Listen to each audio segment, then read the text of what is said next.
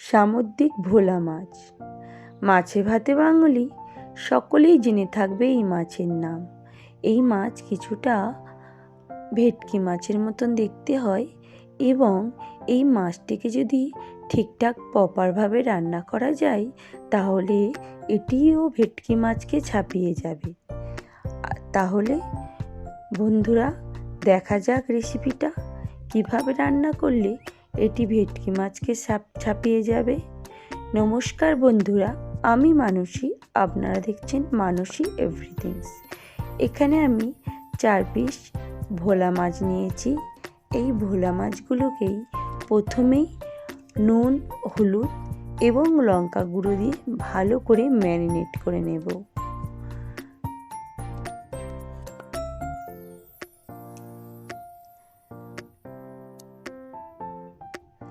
ভালো করে ম্যারিনেট করে নিয়ে কড়াইতে তেল দিয়ে মাছগুলোকে ভাজার জন্য দিয়ে দিলাম।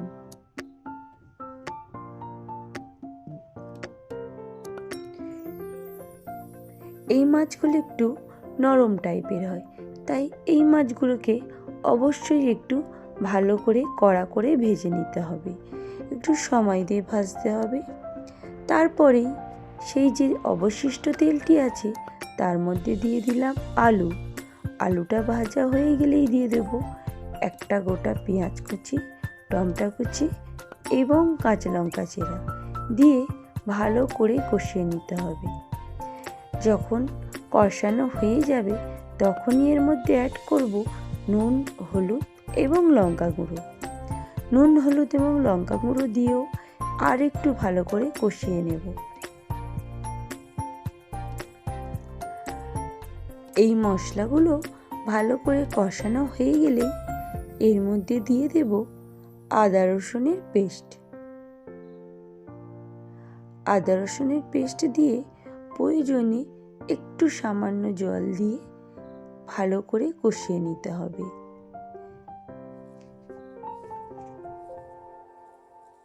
তারপরে আর একটু বেশি জল দিয়ে জিনিসটাকে চাপা দিয়ে দেখে নিতে হবে যে আলু সিদ্ধ হয়েছে কিনা। মিনিট 10 আমি চাপা দিয়ে রেখেছিলাম। এইবার খুলে দিয়ে দিচ্ছি মাছগুলো। মাছগুলো দেওয়ার পরে এটিকে আরও কিছুক্ষণ হতে দিতে হবে। আরও 5 মিনিটের মতন এটিকে চাপা দিয়ে রাখতে হবে, যাতে মাছের ফ্লেভারটা সম্পূর্ণভাবে ঝোলের মধ্যে প্রবেশ করে আর যে আলুগুলো ভালো করে সিদ্ধ হয়। এইবার কয়েকটা আলুকে এর মধ্যে ম্যাশ করে দেব, যাতে ঝোলটা একটু গ্রেভি হয় এবং টেস্টটাও লাগে খুব সুন্দর।